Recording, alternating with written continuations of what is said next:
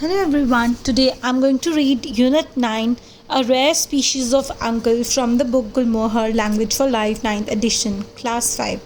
Now let's get started with reading chapter A Rare Species of Uncle.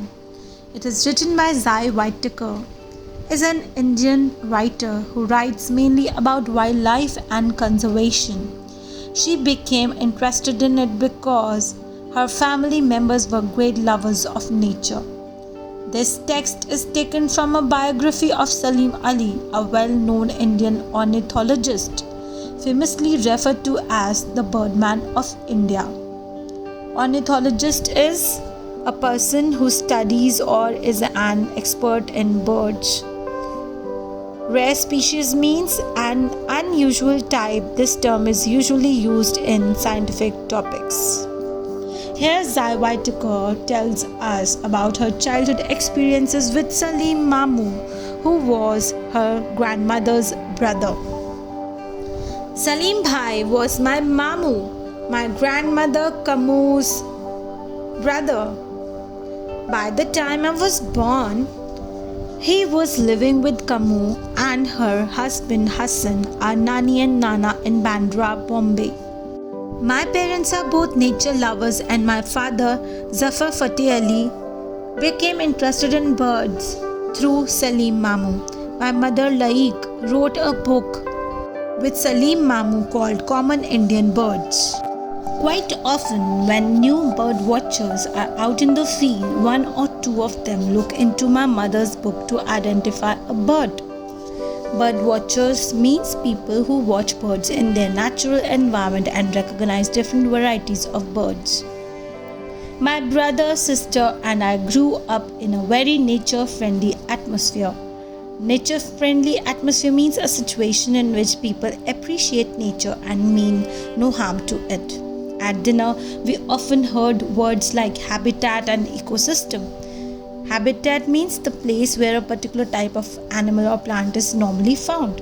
Ecosystem is the way in which living things in an area relate to each other and their surroundings. Many discussions about nature and the environment took place around our beautiful old dining table in Juhu Lane, Andheri. Those days I greatly envied my school friends because they could sleep as late as they liked on weekends. Envied means felt jealous of someone. We, on the other hand, were woken up at 5:30 am to go bird watching at Borivali Park, which is now a national park. Sometimes Salim Mamu would come along too. He would drive his Willys jeep like a battle tank, honking and shouting at every person and car on the road. His temper, which was never very sweet, was definitely at its worst on the road. Temper means the way someone feels at a particular time. We say someone has a good temper, a bad temper, etc. As passengers, we learned to shut our eyes and hope for the best. At Borivali, we had favorite walking trails in the forest following pretty streams and waterfalls. Trails are the paths that are followed for a particular purpose. I was not a great bird watcher and still remain so. I keep buying bird books and binoculars, hoping that these will magically make me clever. But Salim Mamu definitely had some secret bird finding talent. So he had some secret bird finding talent which was natural and God gifted because of his bent towards this exploration of birds and watching birds and finding birds, and it's indeed a talent which is not there in everyone. He could see what no one else saw, hear what no one else heard. He could walk more miles than others, much younger than he. Even when he was old, he would ride a camel or pony, walk for hours in the hot sun and climb up a shaky ladder to peer into a bird's nest. So this was the bird finding talent which is not there in everybody. Even the younger generation that could not do or explore things like him, that he had a special talent with him. As children, my sister and I often went to stay with our Nani and Nana. Our bedroom, the guest room, used to be directly above Salim Mamu's apartment.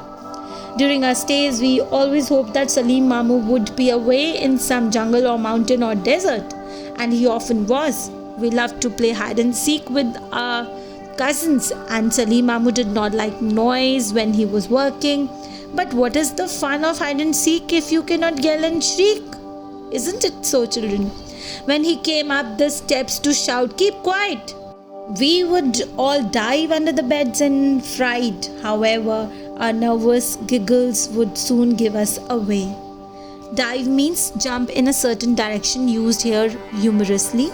Give us away means to show or tell someone something that one wants to keep secret. But we, on the other hand, had to put up with the noise of his typewriter at 5 in the morning. Clack, clack, clack. There were no silent computers then, and he typed most of his books himself. When I see his book of Indian birds, I still grumble to myself. It really robbed us of our sleep. Grumble means complain about something or someone.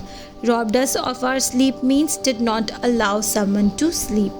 Luckily for us noisy children, Salim Mamu loved young people. He certainly used to scold us, but the next minute he would catch our necks with his walking stick and make a funny face. There was always laughter when he was around, and his was the loudest and most croaky. Croaky means deep and rough like a frog's. Once, my cousin and I decided to bake a cake for him on his birthday. It came out looking like a small rocky hill. However, we carried it proudly to the table, and the 62-year-old birthday boy was asked to cut it. After a short struggle, the cake fell on the floor with a thud. Salim Mamu sprang back and peered at the cake. Peered at means looked closely or carefully at something. Strange, he said. It didn't break. Lucky it didn't fall on my foot. Wherever he was, Salim Mamu always had a small army of followers, many of them children interested in wildlife. Because of him, many people in our family also became interested in natural history and conservation. Natural history is the study of plants, animals, rocks, and so on. Conservation means protection of the natural environment. I have many memories of Salim Mamu. Binoculars round his neck, surrounded by little bird watchers, mouths open, staring into space. But most of all, I remember the joy on his face when he was looking at a bird. It did not have to be a rare or colorful one. Even a bee-eater or drongo brought a special light to his wrinkled, sunburned face. Bird watching was his life. Bee-eater is a small bird, usually green or chestnut colored with a long beak that eats insects. Drongo is a small black or grey bird with a forked tail. And that is the end of the story. I hope you like the story, and the story is adapted from Salim Ali for Schools by Zai Whitaker. Now here are some back exercises, question answers for you, and some other exercise pages that I'm going to show to you, which you will have to do on your own by the understanding of this chapter reading. Do not forget to like and share our videos and subscribe our channel Smart Kids Wonder. Happy learning. Thank you so much, children. Bye bye.